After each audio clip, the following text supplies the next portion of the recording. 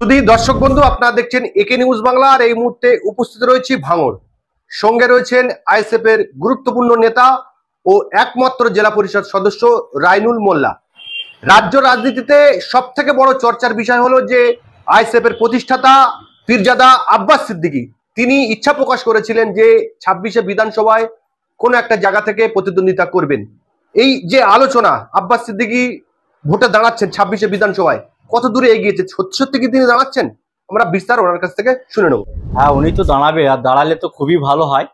কারণ নওশাদ সিদ্দিকী মহাশয় তিনি যেভাবে লড়াই দিয়ে যাচ্ছেন 2021-এর বিধানসভায়, তিনি বিধানসভায় পা রাখার পর থেকে 2025, ওনার সঙ্গে যদি আব্বাস সাহেব এবং আরও কয়েকজন যদি যায়, এই বাংলার মানুষ অনেক উপকৃত হবে।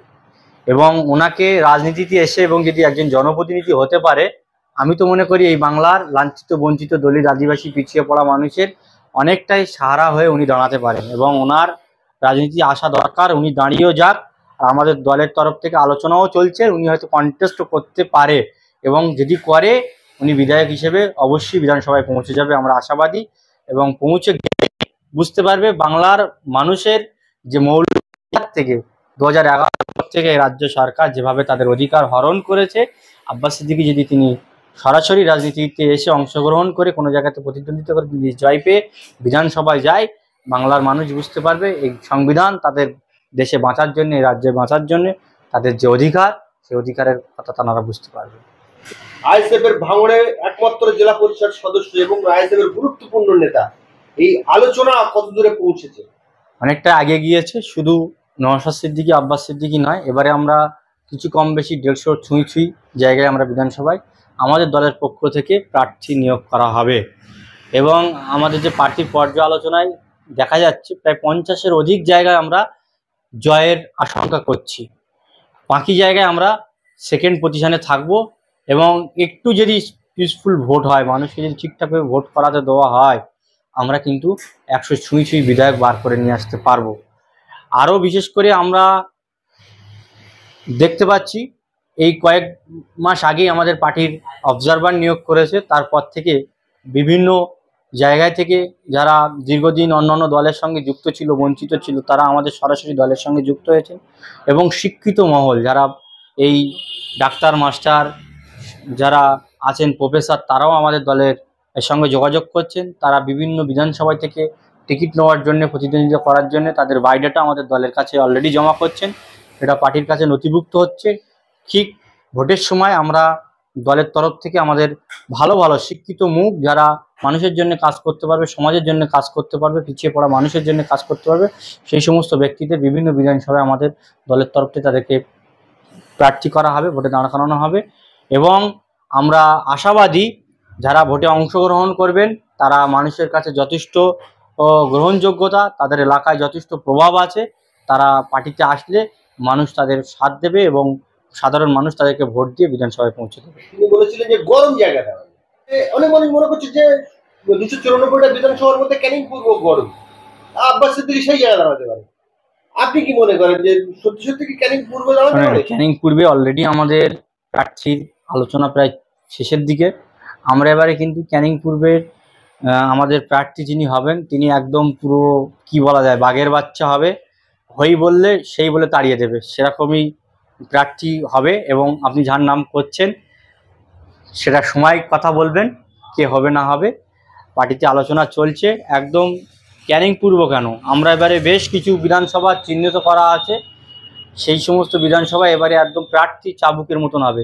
সে যেরকম খাতা কলমের লড়াইও করতে পারবে এবং চোখে চোখ রেখেও লড়াই করতে পারবে, এবং যেখানেই আমাদের কর্মীরা বিপদে পড়বে সেখানেই গিয়ে সঙ্গে সঙ্গে গিয়ে তাদের সামনে গিয়ে বুক চিতিয়ে ফের রাজনীতির ময়দানে তাদেরকে ঘর থেকে বার করে সরাসরি রাস্তায় নামিয়ে প্রকাশ্যে লড়াই করার মতন সেরকম প্রার্থী এবার আমাদের ঠিক হচ্ছে। একদম আপনি বলছেন যে ক্যানিং পূর্ব বাঘের বাচ্চা দাঁড়াবে, কিন্তু আমরা দেখতে পাচ্ছি যে ক্যানিং পূর্ব বিধানসভায় সেই জায়গায় আইএসএফ এর সংগঠন বলে আমাদের চোখে কিছু পড়ছে না। তাই যদি হতো 2021-এর রেজাল্ট আপনারা জানেন, যথেষ্ট আমাদের লিড ছিল, এমনকি আমরা ওই সিটটা আমাদের ভাঙড়ের মতনই লিটে আমরা জয়ও পেতাম। ওখানকার যারা শাসকে ছিল তারা ভোট লুট করে কাউন্টিং হলে তারা ভোট লুট করে তারা জয় পায়। যাক, আমি 2021-এর কথা ছেড়ে দিলাম। 2024 লাস্ট ইলেকশন লোকসভা, সেই ইলেকশনে আমাদের জয়নগর লোকসভাতে ক্যান্ডিডেট ছিল বটে, কিন্তু ক্যানিং পূর্ব বিধানসভা জয়নগর বিধানসভার লোকসভার মধ্যে পড়ে। সেখানে কিন্তু আমাদের কোনো মিটিং সিটিং, কোনো প্রচার টোচার, দেওয়াল লেখা, ব্যানার পোস্টার কিছুই হয়নি। তারপরেও 2024 লোকসভায় আমাদের আইএসএফের পক্ষে প্রায় 21,000-এর অধিক ভোট আইএসএফ পেয়েছিল। তাহলে আপনি কি করে বলছেন যে ক্যানিং পূর্বে আইএসএফের সংগঠন নেই? সংগঠন ভাঙড়ের থেকে ক্যানিং পূর্বে আরও বেশি আছে এবং মানুষ আমাদের আইএসএফের দিকে আছে। ওখানে শুধু নেতৃত্বের অভাব এবং শাসক অত্যন্ত নির্যাতন চালাচ্ছে, অত্যন্ত অত্যাচার চালিয়ে যারা আমাদের নেতা নেতৃত্বরা আছে তাদেরকে ভয় দেখিয়ে ঘরে রেখে দিয়েছে। বিধানসভা 26-এ বিধানসভা আসন্ন বিধানসভায় দেখতে পাবে ক্যানিং পূর্বে সংগঠন আছে কিনা।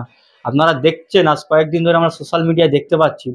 গত কয়েকদিন আগে আব্বাস সাহেব যখনই বলেছেন যে আমি হয়তো ভোটে দাঁড়িয়ে যেতে পারি, বেশি উল্টোপাল্টা করো না, ঘাড়ে এসে চেপে পড়বো, তারপর থেকে ওই এলাকার নেতা নেতৃত্বরা প্রতিনিয়ত ক্যানিং পূর্বের বিভিন্ন অঞ্চলে, বিভিন্ন গ্রামে গ্রামে তারা মিটিং করতে ব্যস্ত, কারণ জানে যদি ব্যতিক্রম বিধানসভা যদি দাঁড়িয়ে যায় তাহলে ওনারা বিধানসভায় পৌঁছানো হবে না।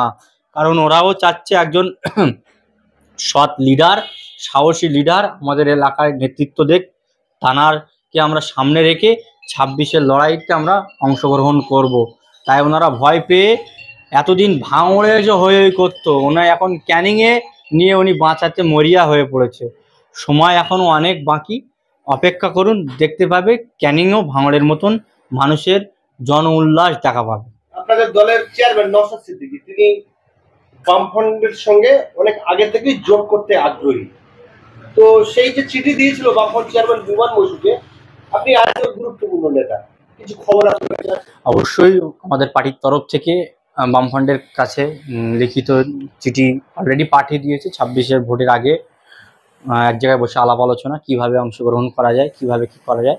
আমাদের পার্টির পক্ষ থেকে, দলের তরফ থেকে 26-এ তৃণমূল এবং বিজেপিকে হারানোর জন্যে এই রাজ্য সমস্ত দলকে একসঙ্গে নিয়ে রাজ্য সভাকে বদল করার জন্যে আমাদের আইএসএফ সদা সর্বদাই আলোচনার টেবিলে বসার জন্য আগ্রহী। বামফ্রন্টের সঙ্গে আমরা লড়াই করা, একসঙ্গে যৌথভাবে আলাপ আলোচনা করে সমঝোতা করে আমরা নির্বাচন করার জন্য আমাদের দল থেকে আগে থেকে রাজি। আপনারা জানেন বেশ কয়েকটা ইলেকশনে বারে বারে বামফ্রন্টের নেতা নেতৃত্বরা অভিযোগ করে যে আইএসএফ ঢলামশা করে, জোট করার সময় তারা আরসি করে, হবে করে। আমাদের বারে বারে আমাদের পার্টিকে বা আমাদের দলকে সবসময় ওরা করতে চায়। তাই আমরা এবারে আগে ভাগে আমাদের পার্টির তরফ থেকে সিদ্ধান্ত নিয়েছে যদি জোট করতে হয় আগেভাবে আলোচনা হোক, কারণ এই জোট বার্তাটা বুথ স্তর পর্যন্ত যদি সঠিকভাবে না পৌঁছায় তাহলে কর্মীরা ভালোভাবে কাজ করতে পারে না। দেখার বিষয় বামফ্রন্টের যারা নেতা নেতৃত্বরা আছে, বিমান বসু থেকে শুরু করে মোহাম্মদ সেলিম থেকে শুরু করে আরও যারা অন্যান্যরা আছেন তাদের উপরেই ডিপেন্ড করছেন।